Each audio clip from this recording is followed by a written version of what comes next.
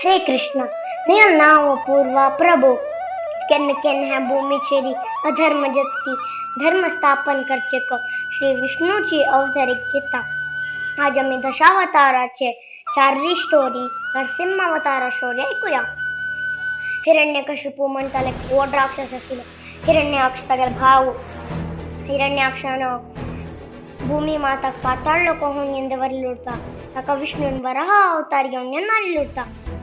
ताको पारी हिरण्यकशिपू विष्णू भक्त आणि विष्णू मारचे वता त्याला तक जाय ना तेंतो ब्रह्मादेवाला होड तप करचे वता आणि मस्त दिवस पुसून तप करता ब्रह्मादेव एम विचारता कसन वर जाय तू सांग म्हणता तेंतो म्हणता मग स्त्रान ಮಾಡ್ಚೇನ ಶಸ್ತ್ರಾನ್ ಮಾಡ್ಚೇನ मग देवतान ಮಾಡ್ಚೇನ राक्षसान ಮಾಡ್ಚೇನ मग भूमीर ಮಾಡ್ಚೇನ आकाशार ಮಾಡ್ಚೇನ मग घर भीतर भरचेन घर बाहेर भरचेन म्हणून वर घेता केन हिरण्यकशिपू तप करचे गे लुटकी त्यांना कयादुल पट्टा भीतर चढ उडता इंद्रदेव कयादुल पट्टा चढा मारचे होता राक्षसाला चढ ओढ राक्षसाला रे मग नारद मुनी यांनी सांगता कयादुला शिल्पट्टा भीतर चढ ओढ विष्णू भक्त जाता म्हणून त्याला आश्रम महापन होता. नारद मुनी डेली विष्णू स्टोरी सांगता कयादुल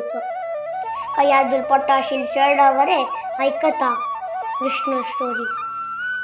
त्यांना केन्ना उपास हिरण्यकशिपू जाल्यार की त्यांना प्रल्हाद म्हणताला कयादू आणि हिरण्यकशिपू चढ जाता तो ओढ विष्णू भक्त उरता त्या पळून हिरण्यकशिपू राक्षस गुरुकुला घालता थंय चढू अंकवरे प्रल्हाद ಒಟ್ಟು ವಿಷ್ಣು ಭಕ್ತಿ ಕರೆಸುತ್ತಾ ह्या हिरण्यकशिपू कोपेन विषा दिवडाले घालता त्याला तर कसं नाही जायना असतील मस्तीच येतात त्याला तर कसं नाही जायना वैर गुड्ड्याचे पडेसिता त्याला विष्णू धरता ह्या पळून कोपेन विचारता खई असतो विष्णू हंग असल्या म्हणून चढता वही म्हणता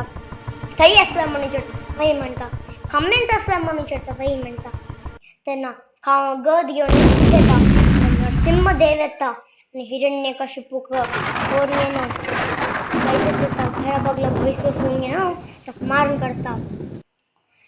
देवता लोक भ्यूनताची नरसिंह अवतार पळून त्यान प्रल्हाद प्रेयर सांगता तव कर कमलवरे नकाम अद्भुत शृंग दलिता हिरण्यकशिपू तनुभृंग केशवधृता नरहरि रूपा जय जगदीश हरे जय जगदीश हरे जय जगदीश हरे. नरसिंह भगवान की जय. भक्त प्रहलाद की जय. श्री प्रभुपाद की जय. हरि बोल. हरे